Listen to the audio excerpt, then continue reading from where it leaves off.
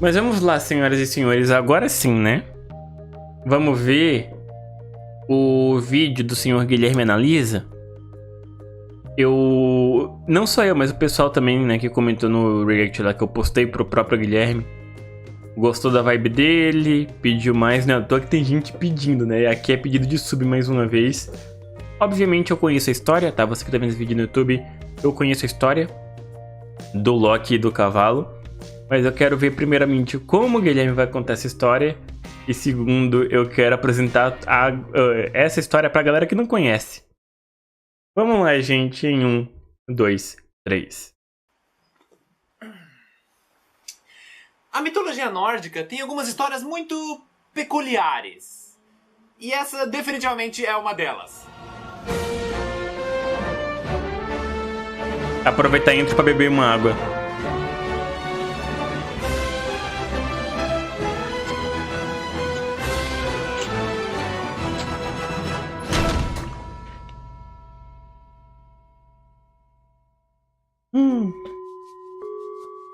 Asgard. A história de hoje envolve os 3 personagens mais famosos da mitologia nórdica: Odin, Thor e principalmente o nosso querido e inigualável Loki, o deus da trapaça.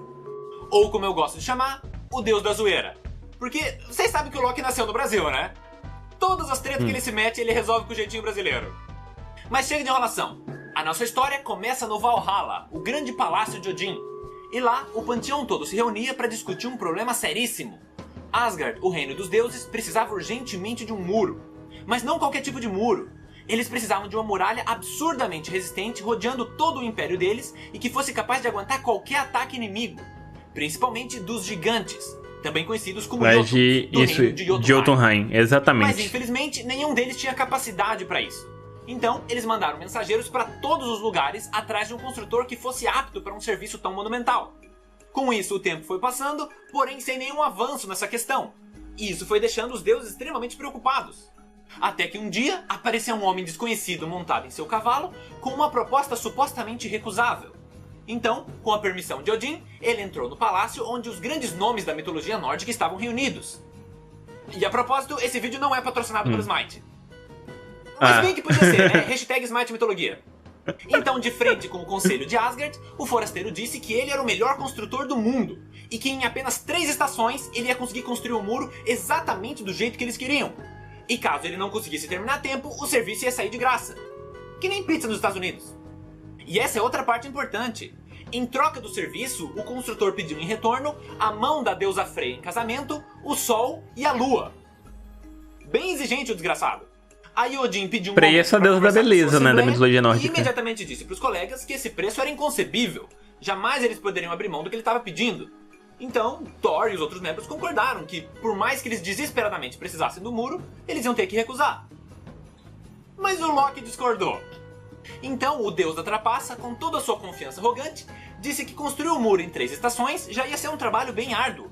Então, eles só precisavam tornar o combinado ainda mais difícil, para garantir que ele não ia conseguir terminar a tempo. E com isso, eles iam ter o muro que eles tanto precisam e sem de precisar pagar graça, nada. exatamente. Se esse não é o jeitinho brasileiro, eu não sei o que é. E ele nem esperou uma resposta dos colegas. Ele já foi até o cara e falou: "Ô Bob, construtor, chega aí. A gente aceita o teu acordo, mas 3 estações é muito tempo. Você vai ter que terminar o muro em uma só e não pode ter ajuda de ninguém." Aí, depois de pensar um pouco, o construtor concorda com o prazo e diz que só vai precisar da ajuda do cavalo dele, o Svalfari. Esses nomes nórdicos são uma delícia de pronunciar. E o Loki fala: "Beleza, tipo, grandes bosta, um cavalo." É um cavalo, então, o forasteiro sai do palácio e Odin diz: "Agora o negócio começa a ficar legal. Eu espero que você saiba o que tá fazendo. Pro teu próprio bem." "Relaxa, velhote, comigo não tem erro." No dia seguinte, a construção começa e logo de cara todo mundo percebe que esse construtor é absurdamente eficiente. Não só no quesito conhecimento e determinação, mas ele também era assustadoramente forte. Ninguém entendia como um cara daquele tamanho tinha tanta força. Mas mesmo assim, o que mais surpreendeu não era ele. Era o cavalo que ele usava para buscar as rochas para construir. Porque a velocidade extraordinária dele era o que realmente estava fazendo o serviço ir tão rápido. Então, os dias foram passando, o muro foi sendo levantado com uma eficiência inacreditável, e obviamente a preocupação começou a tomar conta dos deuses. Principalmente do Loki, que já estava sentindo o ódio dos colegas. Ups! Aí, faltando 3 dias para terminar o prazo, o construtor só precisava fazer a entrada para terminar o muro. Então, Odin, vendo que o serviço ia ser terminado a tempo, foi até o nosso queridíssimo deus da trapaça e falou: Eu vou dizer isso da maneira mais amável possível. Loki, seu imbecil do caralho. A gente tá prestes a perder a Freya, o Sol e a Lua porque você não sabe fechar a boca. Então se você não resolver essa merda agora, eu vou te arrebentar na porrada de um jeito que você nunca mais vai se recuperar. Então, com esse pedido carinhoso, o plano que o nosso zoeiro fez foi o seguinte. Olha o Já que o plano. construtor era um cara muito esperto, ele decidiu que seria melhor tentar distrair o cavalo, para ele não conseguir buscar o material a tempo. E como muitos de vocês devem saber, o Loki tem a habilidade de mudar de forma. E agora corta para a entrada de Asgard, onde o construtor está quase terminando o serviço e só precisa fazer algumas poucas viagens para buscar as últimas rochas que faltam para finalizar a obra. O que Loki então, o construtor fez? sai com os Svalfari puxando a carroça, até que em determinado momento, no meio da floresta, surge uma égua. Muito esbelta, muito charmosa, e ela sedutoramente relincha pro cavalo, deixando ele, digamos, mais animado do que o normal. E isso faz com que ele se solte das rédeas e comece a perseguir a égua. Que a propósito, vocês já perceberam quem é, né? Aí o Loki sai correndo desesperado para escapar do garanhão, e o construtor que não o conseguiu acompanhar teve que continuar o caminho a pé. E como já era de se esperar, sem a sua montaria, o ritmo da construção diminuiu muito, o que foi deixando o cara extremamente irritado. Mas eu acho que não é essa parte que vocês estão interessados, né? Vocês querem saber o que aconteceu com os dois equinos. É óbvio que todo mundo o plano de sabe. distração do Loki funcionou. Mas o que ele esqueceu de levar em consideração é que o cavalo era muito mais rápido do que ele. E eu sei que eu não devia estar rindo, mas não tem como contar essa parte sério. O cavalo simplesmente sentou a lenha no Loki, mano. Nem levou pra jantar. E agora alguns de vocês podem estar pensando: ué, mas ele não podia ter se transformado em uma águia e fugido? Bom, eu não sei como funciona o limite de transformações dele e quanto tempo ele tem que ficar em cada uma. Mas eu gosto de pensar que ele podia ter escapado, mas preferiu não porque ia ser mais engraçado. Conclusão, o Loki... Não só isso, né, Guilherme? Porque, basicamente, o Loki, o deus da trapaça, o original da mitologia nórdica, a gente pode, se a gente for usar uma nomenclatura recente, atual, pra 2022, Loki é uma pessoa gender fluid. Ele tem histórias de tipo da própria mitologia, tá ligado? De que ele não se importava se era homem, se era mulher. Tinha dia que ele tava vestido com trejeitos mais masculinos, tinha dia que ele tava vestido com mais trejeitos femininos. Então, eu honestamente acho, ainda mais por conta da mitologia nórdica, a gente sabe que muitos dos deuses nórdicos, pelas histórias, são da cachaça, da comilança e da putaria.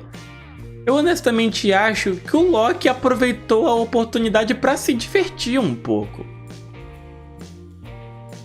Dabi, isso faz parte da mitologia do Loki. E se você não sabe disso, recomendo você pesquisar um pouco, tá?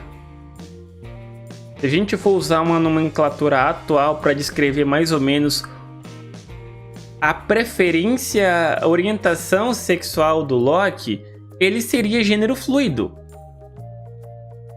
Pelas histórias que... É só você pesquisar, tá? Não é à toa que o próprio Loki do MCU é descrito como gender fluid. Na ficha de descrição lá da série, de inscrição dele lá na TVA, na série, gênero fluido. Outro detalhe que aponta, obviamente, são tipo detalhes que outras obras pegam de referências à mitologia original. O Loki de Shumatsu no Valkyrie, ele tem um visual completamente andrógeno. São só alguns exemplos. Dabi, o Loki é o deus da trapaça. O Loki, ele não vai se importar com essas coisas. Desaparece por um bom tempo. E nesse período, o prazo de construção termina e a obra não é finalizada, deixando o construtor putaço. E o motivo dele ter ficado tão irritado é que ele já desconfiava que ele tinha sido enganado, muito provavelmente com o dedo daquele deus trapaceiro safado. Então, ele simplesmente vai em direção ao palácio, afastando todos os guardas do caminho, entra no Valhalla e começa a meter a boca em todo mundo, dizendo que foi falcatrua e que ele quer o pagamento dele. Só que quando ele se deixou levar pela fúria, ele acabou perdendo o controle e voltando à sua forma original, que era a de um gigante, o que explica a força descomunal dele. Então, assim que os deuses viram quem ele realmente era, Thor, que não era conhecido pela sua paciência, pegou seu martelo e arremessou em direção ao gigante, explodindo o crânio dele em 1000 pedaços. Esse foi o pagamento que ele recebeu. Mas essa situação levanta uma pergunta. Por que um gigante que vem de um reino inimigo ia querer ajudar a fazer um muro em Asgard? E aí, o máximo que a gente pode fazer é especular. Então, talvez fosse um plano maléfico dos gigantes e o construtor ia deixar uma passagem secreta no muro. Eu acho que esse é o plano. Ele pediu o sol e a lua, já é bem suspeita. Ou talvez esse gigante fosse bonzinho e o Thor seja um cuzão, não tem como saber. E agora, pra concluir, a gente tem que voltar a falar do nosso querido deus trapaceiro. Então, quando o cavalo fez coisas inapropriadas com ele, Loki engravidou. Exatamente. E depois as pessoas não concordam quando eu digo que mitologia é uma coisa maravilhosa. Aí, meses depois de ter desaparecido, eis que no horizonte retorna Loki, com o rabinho entre as pernas. Não, agora ele já estava na forma humana, não foi trocadilho. E ele não veio sozinho. Ele trouxe o seu filho, um potro de 8 patas chamado Sleipnir. Resumindo, Loki virou uma égua, foi enrabado por um equino, engravidou e deu à luz a um cavalo-aranha. Se essa não é a melhor história que você já ouviu na sua vida, você não tem bom gosto. Mas voltando ao que interessa. Se você acha que esse filho dele é só uma aberração, você tá muito enganado. Loki dá o Sleipnir de presente pra Odin. O que, pensando agora, é bem esquisito. O cara deu o filho dele de presente. De qualquer maneira, Sleipnir viria a se tornar o cavalo mais rápido do mundo, sendo a montaria oficial de Odin em todas as suas batalhas, inclusive no Ragnarok. E agora, para encerrar o vídeo, eu quero mostrar 2 tirinhas que eu gosto bastante. Cadê? A primeira é essa aqui. Mas a minha preferida é essa. Loki, nós precisamos impedir que esse muro seja terminado. Como você vai resolver esse problema? Da única maneira que eu sei. Você vai foder com o cavalo, não vai? Sim, eu vou. E aí, pessoal, espero que vocês tenham gostado do vídeo. E se você é novo no canal, esse quadro é o Mitologia, onde eu falo das grandes histórias das mitologias, mas sempre levando pra comédia. E caso você queira ver mais, a playlist dos vídeos tá na descrição.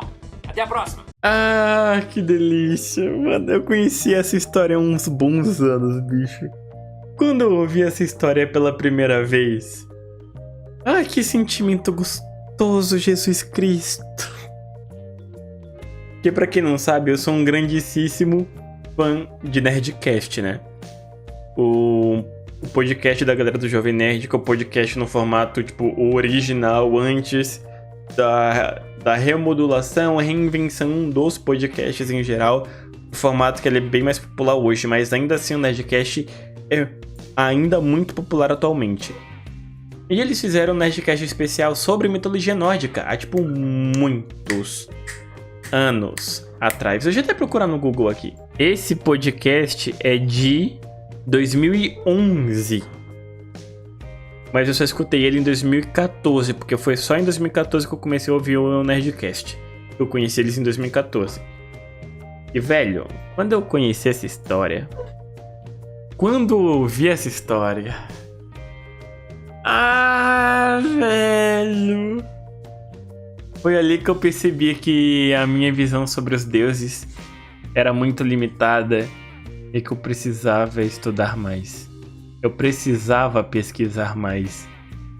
E depois dessa eu conheci depois desse choque que foi essa história do Loki, fui pesquisar. Eu fui pesquisar e simplesmente já conheci outras que... Prefiro até ficar calado, tá? Prefiro até ficar calado. Não vou nem entrar em detalhes, mas tem uma deusa. Tá, gente? Tem uma deusa que é filha de Zeus com uma nuvem que foi manipulada para parecer um clone da Hera. Basicamente foi o sêmen de Zeus numa nuvem, numa boneca inflável feita de nuvem, criada pela própria Hera, que gerou uma outra deusa. Pesquisem, porque vocês vão encontrar cada história maravilhosa. Se vocês não quiserem pesquisar, escutem os Nerdcasts sobre mitologias, que tem muita história maneira. Tem Nerdcast sobre mitologia grega, sobre mitologia nórdica, sobre mitologia japonesa. Acho que sobre a história do Egito também, que eles tocam um pouquinho na mitologia dos deuses egípcios. E cara, é cada história que, meu Deus. Ou então ver os vídeos do Guilherme, que ele também abusa, tá ligado? Ele abusa de contar essas histórias aí, pelo visto. Mas enfim, gente. Até a próxima. E eu fui.